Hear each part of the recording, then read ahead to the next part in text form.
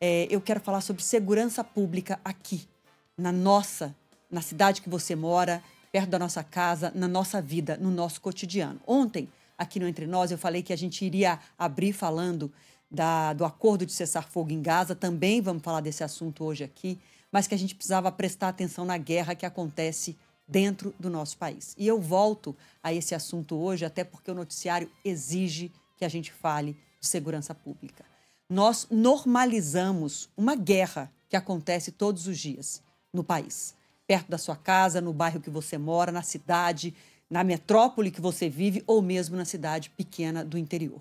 Nós normalizamos que o motorista se perca e entre por engano numa favela e seja assassinado. Normalizamos que pessoas morram, inocentes, trabalhadores, crianças morram vítimas de bala perdida. Normalizamos que uma pessoa seja vítima de um assaltante, de um ladrão de celular, de um golpista do Pix, que para roubar o celular mate um trabalhador.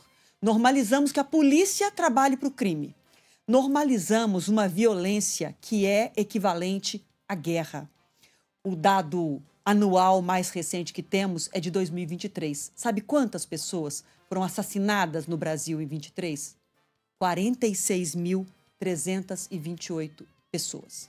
46 mil assassinatos no Brasil.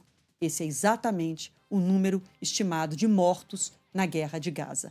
Tem uma guerra todos os dias acontecendo e a gente tenta se salvar dessa guerra. O Brasil tem 3% da população mundial e 10% dos assassinatos do planeta.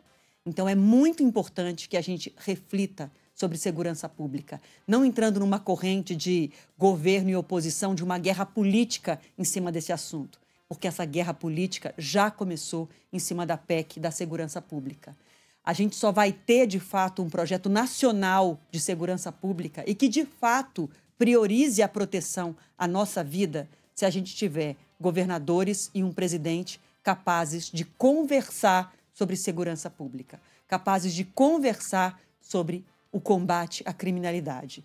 A situação é tão grave que está todos os dias no noticiário, só que parece que a gente se anestesiou, a gente se acostumou com o fato de que moramos num país com um número de assassinatos equivalente à guerra de Gaza.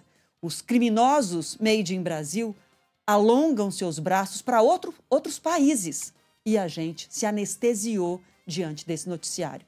Então, esse começo do Entre Nós, que a gente vai falar, infelizmente, de crime organizado, de assassinatos, de uma violência estarrecedora, ele não pode anestesiar a gente. Aconteceu de novo.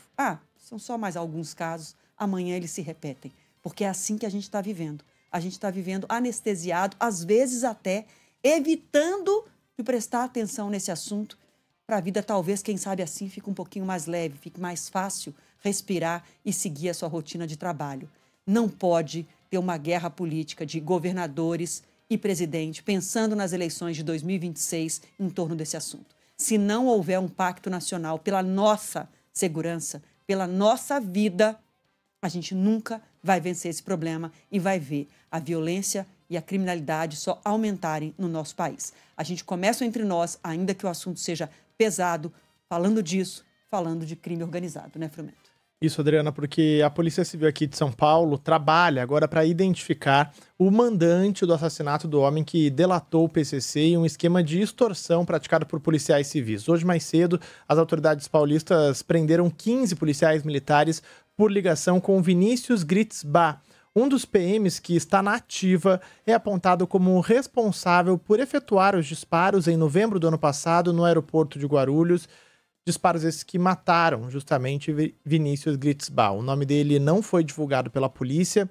Outros 14 policiais militares trabalhavam na escolta ilegal de Vinícius e sabiam que ele continuava cometendo crimes, mesmo depois de assinar um acordo de delação com o Ministério Público. O atirador não fazia parte da equipe de segurança do criminoso e, segundo os investigadores, o assassinato foi encomendado pelo PCC, mas o mandante ainda é desconhecido. Vinícius Gritzbach foi executado ao desembarcar de uma viagem no aeroporto de Cumbica. O motorista de aplicativo foi atingido durante o ataque a tiros e acabou morrendo.